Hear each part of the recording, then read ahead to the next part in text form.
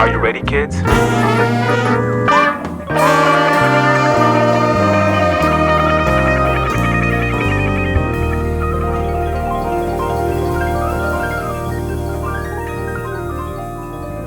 Hello, everybody, and welcome to Subject High, the only podcast on the internet with the guests who do. I am your host for this episode and all episodes, Hookaloof 24, a bear, and on this rainy night episode, our special guest is none other than the super splendiferous Mullberry of Mullberry's Zone. Join us as we ask a series of... Is it raining? It is for me. I probably should have checked. Oh, okay. That was... I got really confused for a second. Because I was like, wait, it's not raining?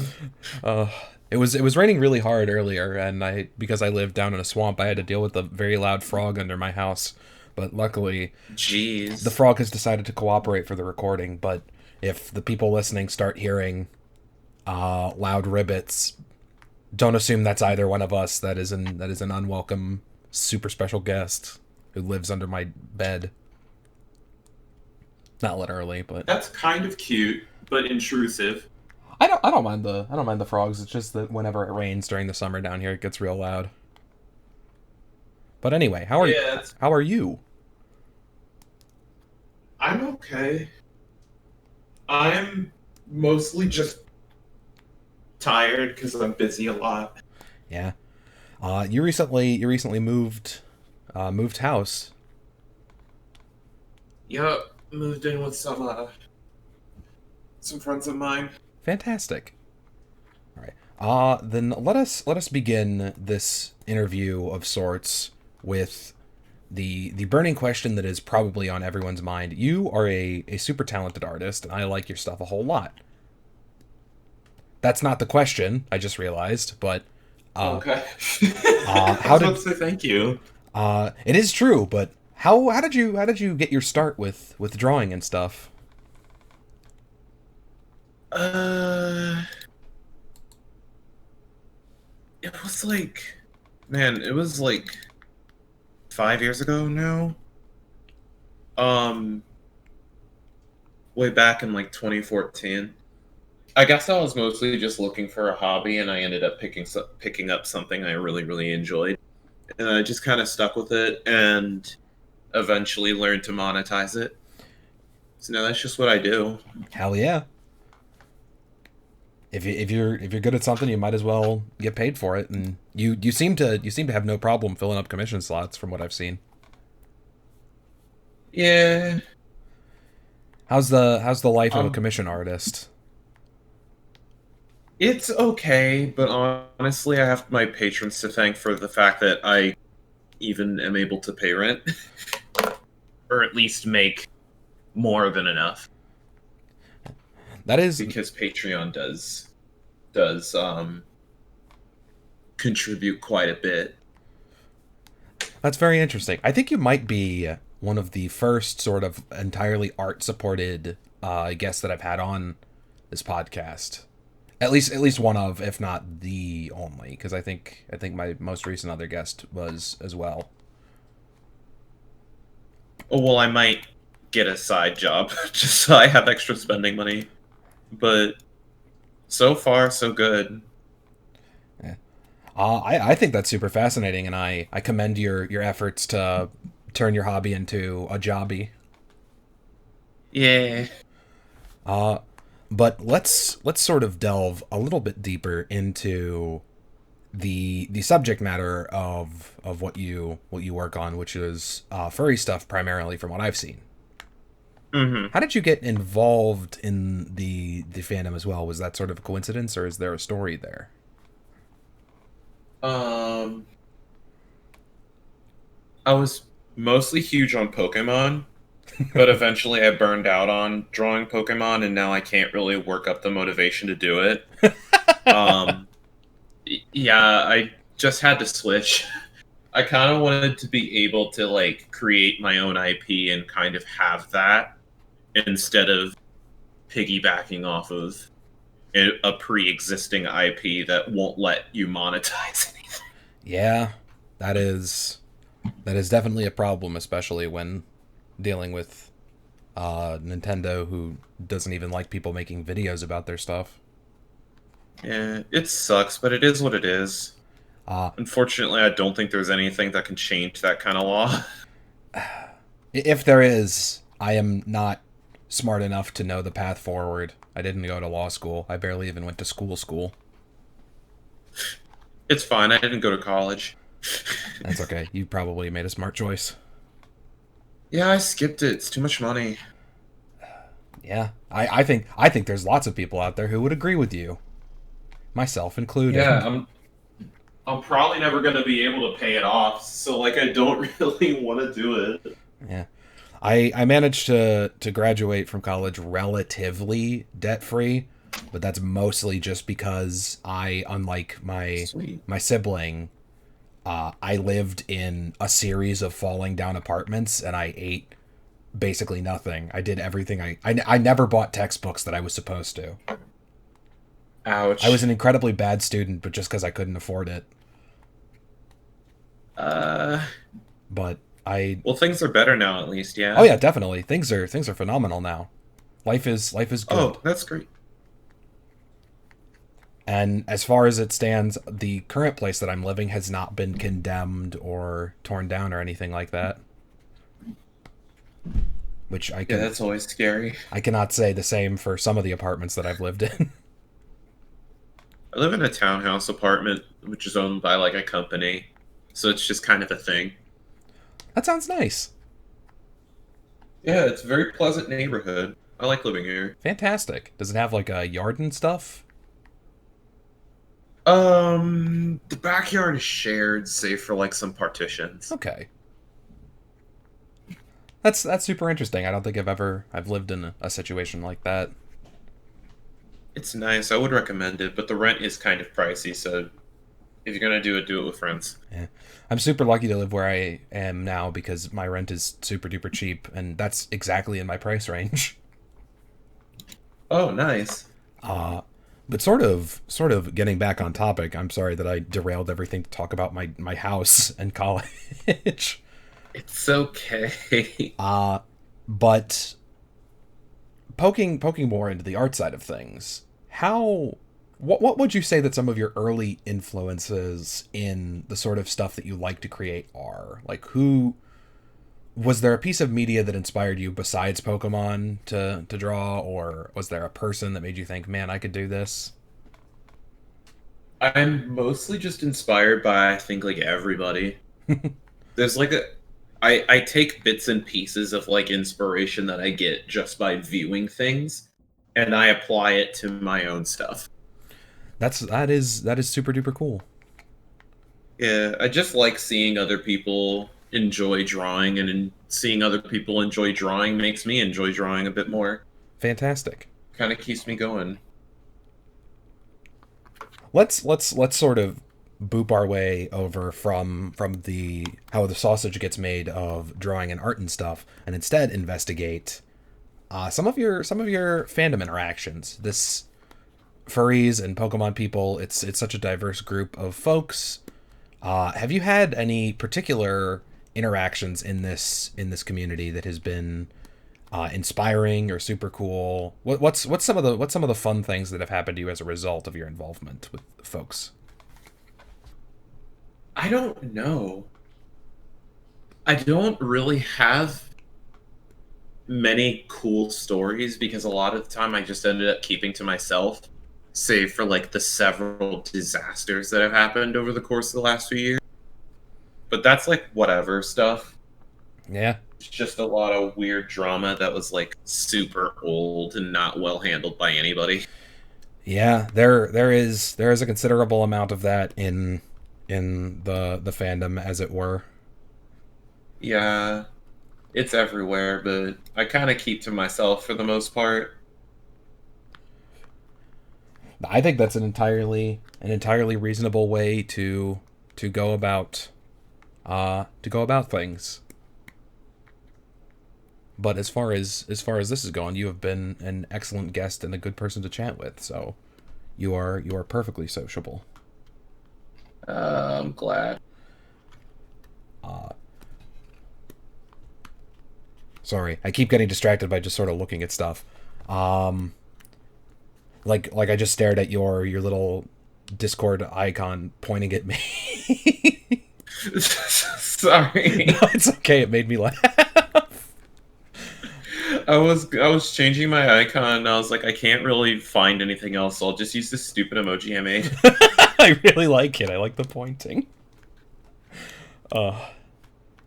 But how about this? This is always a sort of fun topic to delve into. Have there ever been any sort of commissions that you've done which have stood out either for being super duper fun and inspiring, ones that you remember above all the rest, or ones that were Oh my god. a huge pain and that people could potentially learn something from? Anything having to do with magic. I love working with magic or magic characters or some sort of magical effect or other. It's always like something, I don't know, it's just really fun. I can understand that. I think you do a good job with it, especially with a lot of the work that I've seen on your Mulberry Zone Twitter, all the fun potiony effects. Yeah, I need to get back on doing those because I don't know, I put a lot of stuff on hold for the move. Last night I just decided to let the floodgates open and I did 2 comic pages for Patreon in like one sitting and then fell asleep. Wow, that's devotion. I need to get back on doing stuff. I like doing things. But like I haven't had any time because I've been doing too much heavy lifting. Yeah, it's hard to find the inspiration when you're physically exhausted. But I will personally say that I have always enjoyed your expression work as well as the fun effects that you do for a lot of things. I think it's Thank super God. nice.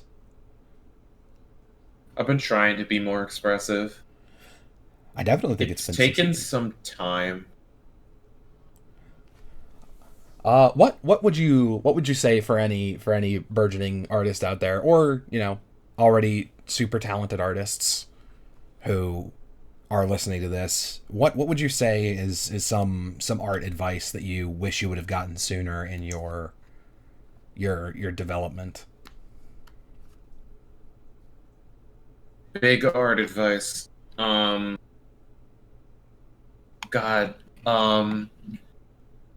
If there's anything I think I could say to like every single person who's like wants to do art as a job is please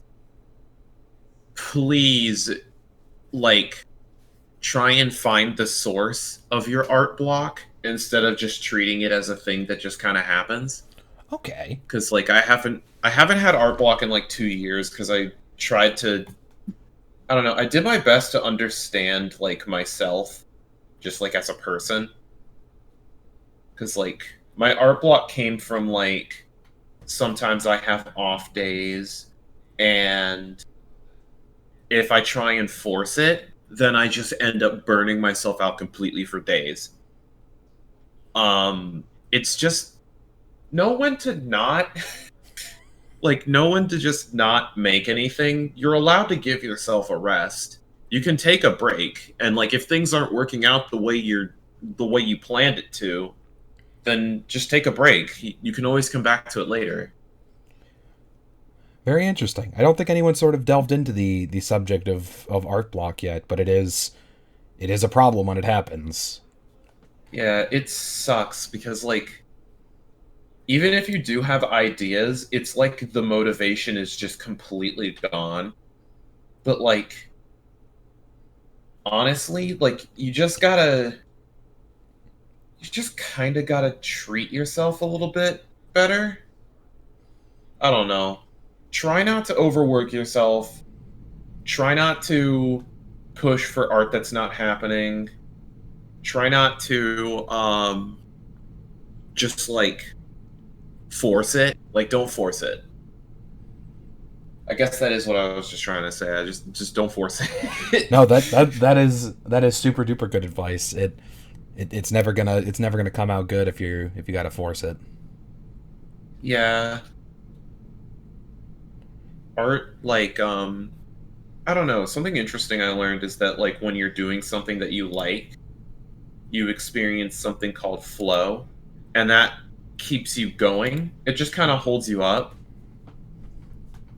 I don't know. I feel like other people should feel that like a lot more often.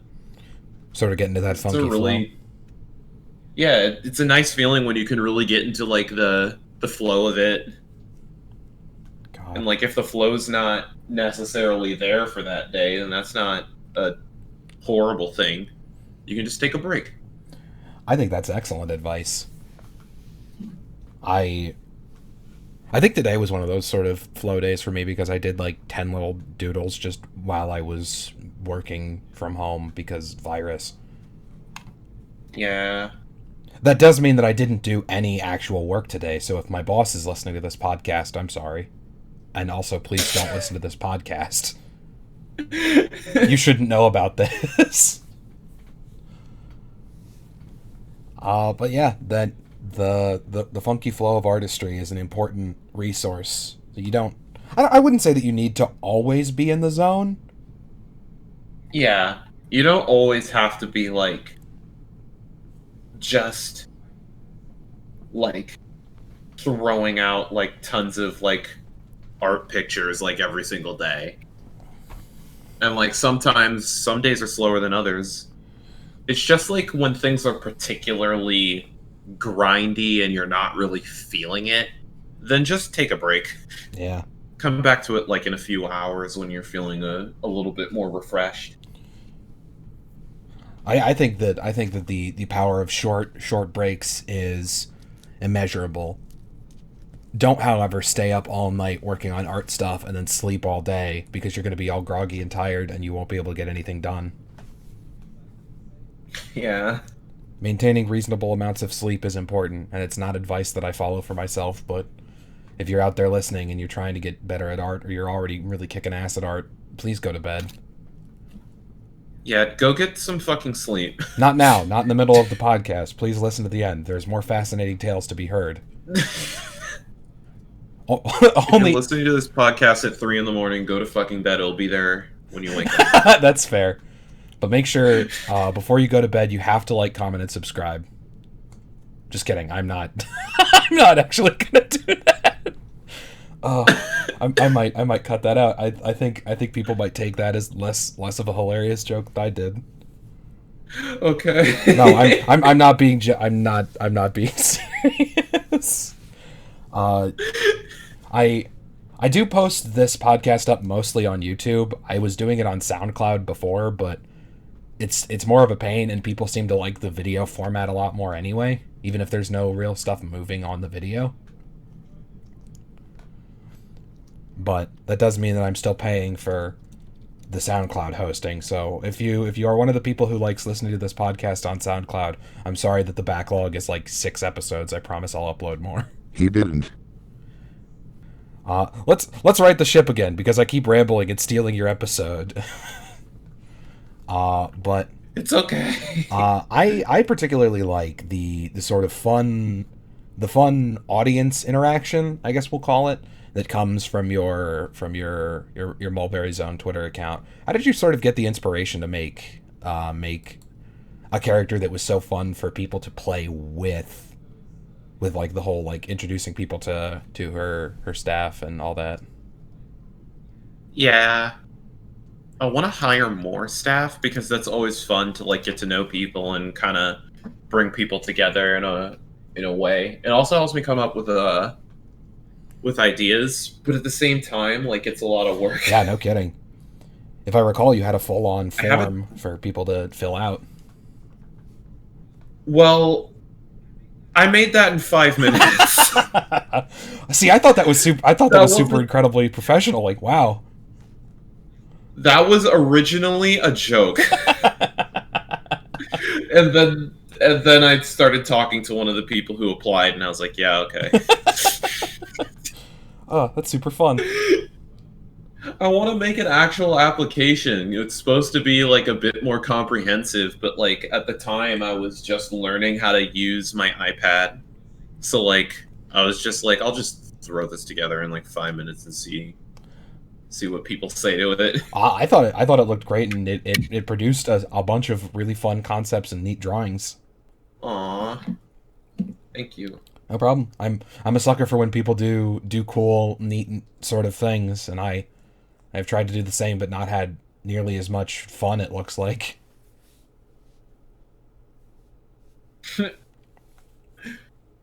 If you ever want like help with that, then I can do what I can. I made the mistake of trying. I did some of this back during Tumblr's heyday. I keep starting these projects and abandoning them, but I can't find a good. I really like the old like Homestuck style / Problem Sleuth style audience driven quest type deal where people submit actions for a character to do. But those require so much audience interaction just to get off the ground. So like, yeah, that was. I tried to do the same thing way back when, and it didn't. It just didn't. No, sometimes it just doesn't, and sometimes it didn't. And if it did, then good for you. But for folks who are upset for me abandoning those projects, I'm sorry, it just didn't work format wise. Maybe that's okay. Maybe when who owns Tumblr now? Blogspot, Bluetooth. It's some company that starts with a B. I don't think it's Bluetooth. That's a headset thing. I have no idea. I know it's not Yahoo anymore because Yahoo sold the website that they bought for $1 billion for like $1 million. So good business decision, Yahoo. Yeah, great job. Proud of you. You ruined it with pedophiles and porn bots, and then you left. They just destroyed their website. Yeah, they kept changing the layout to be worse. I had to leave because eventually it was unbearable to look at. Yeah. Which sucks. I really liked the timeline stuff that they had going on before. And yeah, it worked, and then it stopped working, and they didn't save it in time, so it's just kind of Tumblr's entire history is nothing but them trying to do things that didn't work. Like, the search function, I don't think ever worked. I never figured out how to use it. Whenever I would look for stuff, nothing would come up. But I may have just been the dumb one there. So, if any Tumblists who are still hanging around, first off, bless you for hanging around that zombie website. And second, I'm sorry that I didn't understand how the search function worked. I'm bad at computers. It's okay. I don't know how search functions work either. I actually think my my roommate Ruby Snoot still uses Tumblr, so I'll ask him if he knows how to do it once this is over.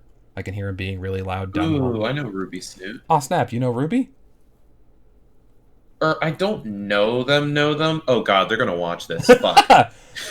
Here's some inside baseball for you. He hasn't actually listened to most of these episodes, so you're safe. So Ruby, if you are listening to this, I'm a big fan of their art. I'm just bad at talking. I'm so okay.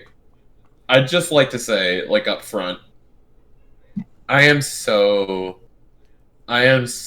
goddamn bad at responding to DMs. Yeah, that is tough. Okay. There are DMs where they're really sweet, and I'm like, oh, this is nice. Or they're asking about commissions, and I'm like, oh, I should really get back to them, and then I just don't end up doing it because I'm dumb. And then there are the ones that just say hi. I'm not answering those. That is actually where my podcast got its name from. Is I don't know if you used Furfur. Yeah, because it's the single most menacing message you can send to someone. I'm not answering it. Yeah, I usually try to because like half the time it's a goddamn coin toss, but half the time there's sometimes a cool person on the other end who is just bad at formal correspondence. Yeah, they frighten me though. I think that's a totally Like, reasonable reaction. yeah, just one word, hi, is always like super scary to me. So there's your advice if you're listening and you wanna be able to speak with our guest is number one, don't expect that your DM will necessarily get responded to because sometimes. Yeah. But number two, include I'm more words. Yeah, please say something other than hi, because ah, I'm sorry, I just can't answer that. It's like if someone on the street just came up to me and just said hi and then stared at me and didn't say anything else, just waiting for me to respond. I'd run. I would run. I don't know what to do. That is something that I sort of worry about for like people who do artist alley stuff at conventions. Is From what I can see, Artist Alley is I don't know. I've been to a con recently. People in Artist Alley are super respectful. Usually. yeah, I just worry about the folks who most people in when it comes to like the difference between DMs and actual conversations, most people, I'd say 99% of people know not to just say hi and stare at someone, but I am terrified that I might run into somebody who doesn't. I want to like reserve some space in like an Artist Alley or something so that I can sell stuff there, but I don't know how that's gonna work. I think that would be super duper neat. Would you do like commissions on the spot or produce some merchandise to provide? Yeah, I'd probably have some buttons or something prepared. It's something I have to look into now that I've moved out because I know definitely like while I was at home and like my parents were going through my stuff, I felt less inclined to do anything that they might possibly disapprove of. So like I don't know. I feel a lot more free to do just stuff in general. Like I can manage my own money. I can take care of all that kind of stuff. Any kind of shipping that needs to be done. There's a lot that sort of goes into that side of things. Yeah, it's work, but like it's fun. Fun work is what's that saying that's wrong? If you love what you do, you'll never work a day in your life. Yeah, that really old proverb by that guy whose name I don't fucking know anymore. Is it from a specific dude? Yeah, I don't know, Socrates or whatever, but it's great. I was gonna say Gary Larson, but then I thought, I think that's just the dude who does the Far Side comics. And I don't personally know enough about. Yeah, that's the guy who does the Far Side. How do you know that? I don't know. I've never read the Far Side. That's so specific. I had Far Side comics as a kid, and I didn't even fucking know his name. My brain is a weird patchwork sort of lattice of knowledge nonsense that doesn't apply to anything other than brief moments of insight where synapses just slap themselves together and go, oh yeah, the work, here today, gone tomorrow, work boss makes $1, I make a dime. That's Gary Larson. That's gotta be. Oh, it's not? He's a comic strip artist from like the 90s. Oh. Yeah, I don't think Gary Larson did it. He probably made a joke about it, but I don't think he wrote it. I would buy a book of Gary Larson philosophies. I think that would be a good anthology book to pick up. Wow, this got super off track. I'm sorry that I knew about Gary Larson. Gary Larson, if you're ever listening, feel free to send me a DM. I'll have you on, and you can talk about whatever philosophical topics you want. Gary Larson's not listening. Dang. I'm not that deluded. Let's get back on track with another question about stuff. What do you think your favorite piece of art you've ever made is, ever? Shit. Yeah, it's hard. That's a hard one.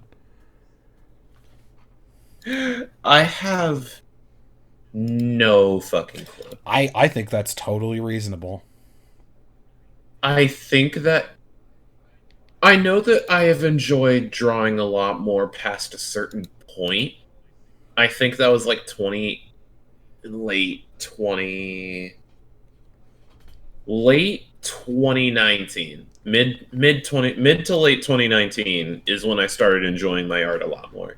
Fascinating. Cuz like I was trying to do an art style because I knew people would like it instead of knowing that I like it. So I just really kind of started falling out of art in general. It was super stressful, but I changed my art style and I have since been like in much, much better shape. I think that's super duper cool. Yeah. I don't think I'm familiar with most of your catalog from before that point, so I'm only familiar with the more contemporary pieces.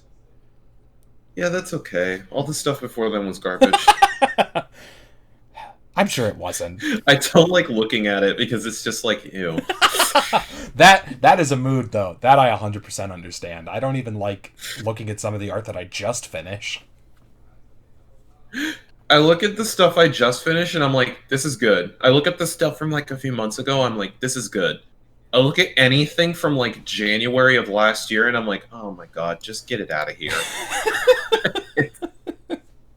I was trying way too hard to do something I didn't enjoy at all. I should just let myself fucking live. And so I did. That is bold advice and something that I think everyone should follow. Just you're allowed to be alive. Just like if you're starting to like loathe what you're doing, maybe change up how you're doing it. Interesting. Because like it doesn't have to be the same all the time, because that was my problem with it, is it was constantly the same. It was just this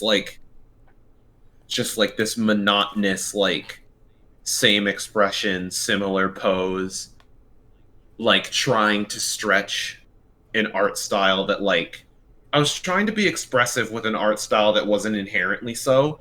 So I just kind of felt like I was limiting myself, and eventually I just decided I can't do that anymore. I'm gonna have to either make a change or just kind of stop for a while. So I made a change, and now I draw.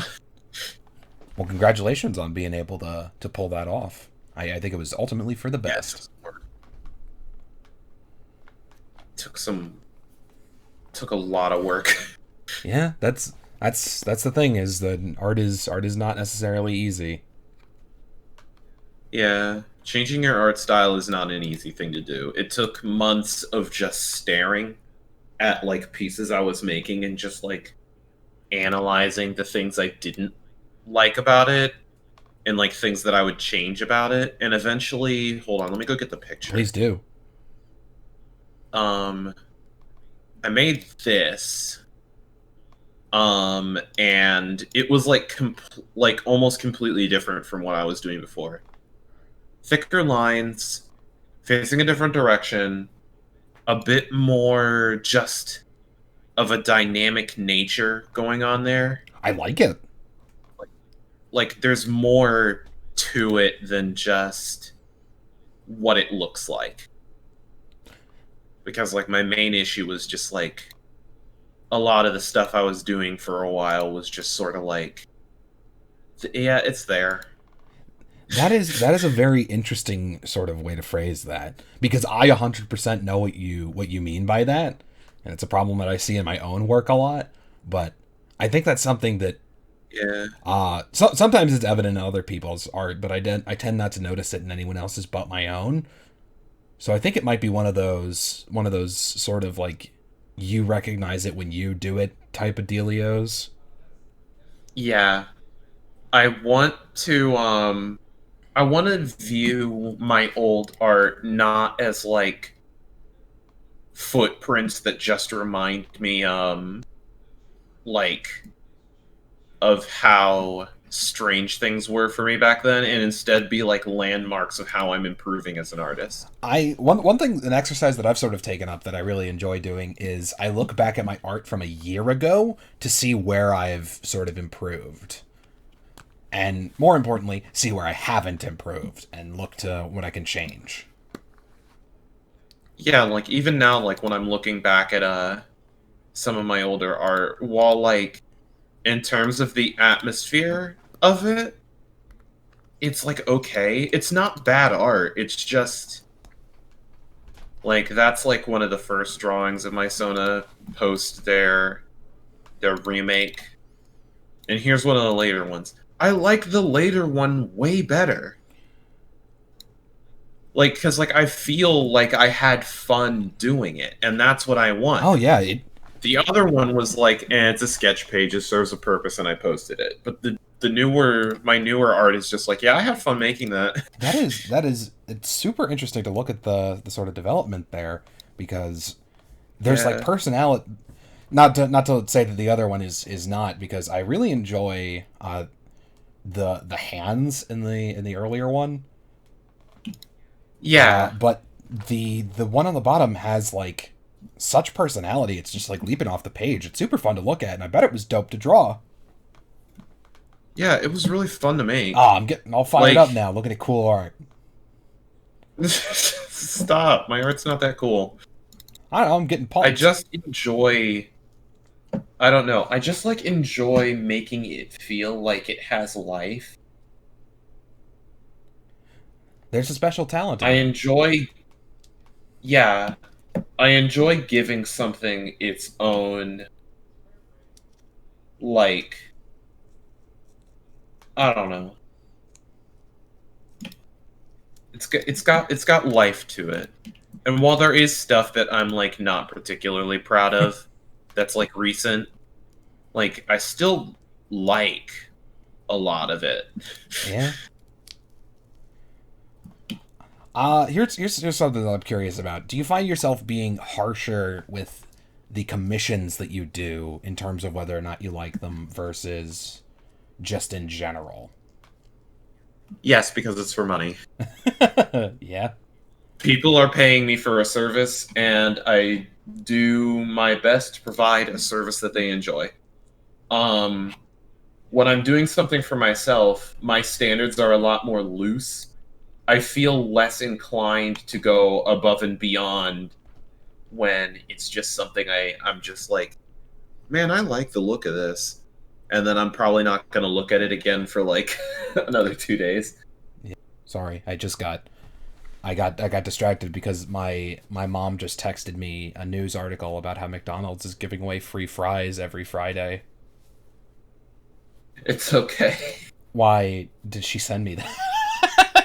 All right. Sorry about being completely derailed by my mom texting me. You'd be shocked at the amount of times that happens on this show.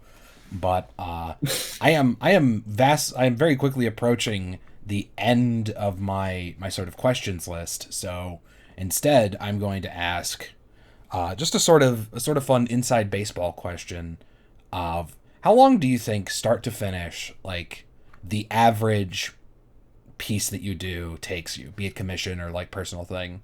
How long do you think that takes? An hour? Okay. An hour, maybe some more for detailing. I know that, like, I don't know. I haven't fully rendered a piece recently. Or, well, I have, but, like, I don't know. I'm more focused on stylization than just throwing as much at a piece as I can recently. So, like, I can't really give, like, accurate numbers as to how long it will take me to, like, sketch. Oh, no, that's a lie. I rendered something recently. Ooh, let me see. Oh, God, it's on my main Twitter. Let me log out and...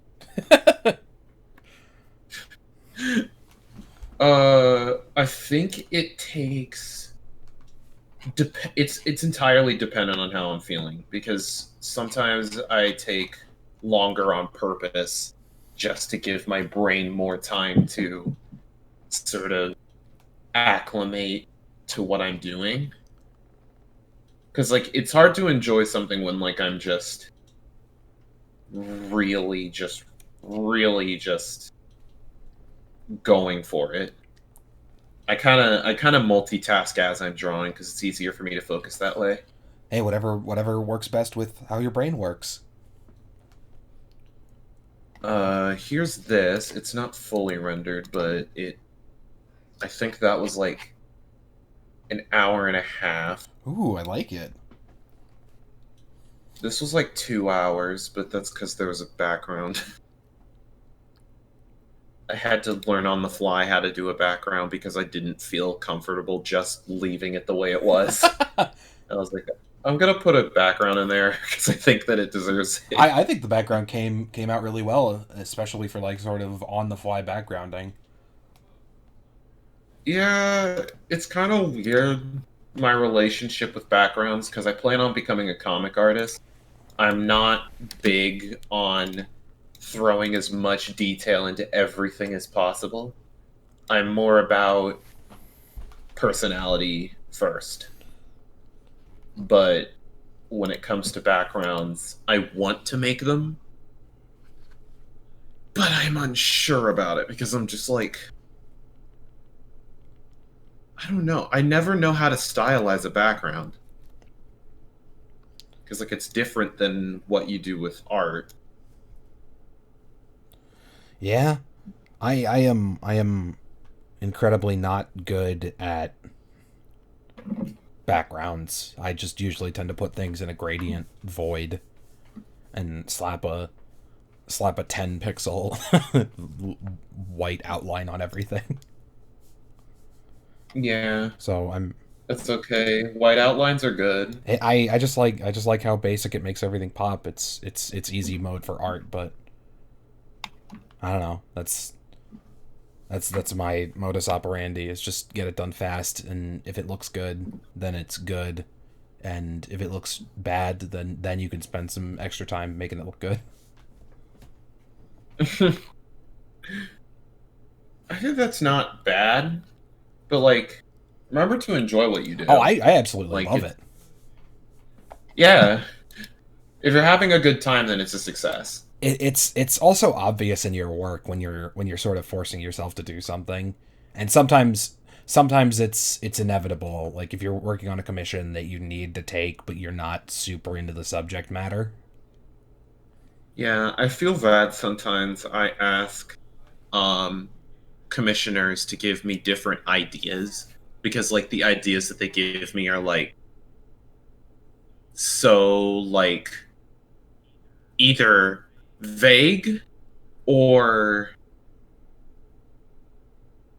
just so over the top strange for me to work with. Like, and this is not calling out anybody in particular, but I had a friend ask me to do something, a drawing that was a character hanging upside down. Something about my brain just can't. Oh, I yeah. it's it's so weird. It's definitely like it's not a bad thing that they suggested that. It's definitely something I'm going to like take on my own and try and like chip away at it so that I can get more, I don't know, familiar with the idea of doing like strange positioning like that. But I don't know. I always make sure to, because like I never want somebody's commission to be my first time doing something because that's always a grind. I don't want my first. I don't want somebody's commission to be practice. That's a good way to say it. Yeah. Because I should be delivering a product that is what, like, something that I spent time on and like really knew what I was doing while I was making it. So when there's something that's like super just no idea what to do, um I usually ask if they're like sure about it, and then like give them the lowdown on that sort of thing. I think, But like I've got enough skills under my belt that it doesn't happen as much anymore. which is good. I don't know. I think it's better to be clear with someone like, hey, it's not that your subject matter is bad. It's that I, as an artist, will not be able to deliver this to the quality that you would like to see. Yeah. Yeah, it's like when you're paying me for a service, I feel like you want to pay for like I don't know. I try to dance around calling my art bad. My art's not bad. It's just I don't know. I'm less likely to deliver a product that I enjoyed making and you might enjoy having if I feel like I'm practicing a bit too much while I'm making it. I think I can see the wiseness in that. All right, I'm looking at my list of questions, and I think that's all I've got, and I think we're bumping up against not a time limit. I don't have a time limit. God, especially with the recent episodes, they've been so fucking long, and I'm super duper sorry to my editor for that. If you want, I can make this short. I can just leave. No, please stay. At the very least, stay so that you can give any sort of shout out to where people can find you, your Patreon, stuff like that. Oh, Mulberry Zone, Starcana on Patreon. I have both a safe for work and a not safe for work Twitter. Mulberry Zone's the not safe for work one. The good stuff. Starcana in my Twitter handle has 2 A's. Just as a heads up. Like Star. Yeah. I really like that name. The 2 A's are at the start though, so it's fine. Yeah. Go ahead and check out those Twitter accounts. I promise you won't be disappointed. Check out that Patreon and throw some money at our wonderful guest. If you want to find me, I'm on Twitter as well at Hookaloof. That's HOOKIELOOF, because Hookaloof was taken. And I'm so sorry to whoever has that handle. I have poisoned your search engine optimization with bizarre furry porn. There's also... ouch. Yeah. If you would like to give up that handle at Hookaloof, I will gladly take it off your hands. And I'm so sorry. I also have a Patreon where I mostly use the money to pay my editor a little bit more, and that's patreon.com/Hookaloof. If you want to go there and put some money in the jar, it mostly goes to my excellent editor, Huckleberry Blue, who has been... Oh, I know Blue. Shout out to Blue. Yeah, Blue's great. Blue's been crushing it recently with all sorts of stuff. Yeah. Great for Blue. But that is all I have. This has been Subject High, the only podcast on the internet with the guests who do. And I hope you have a great night.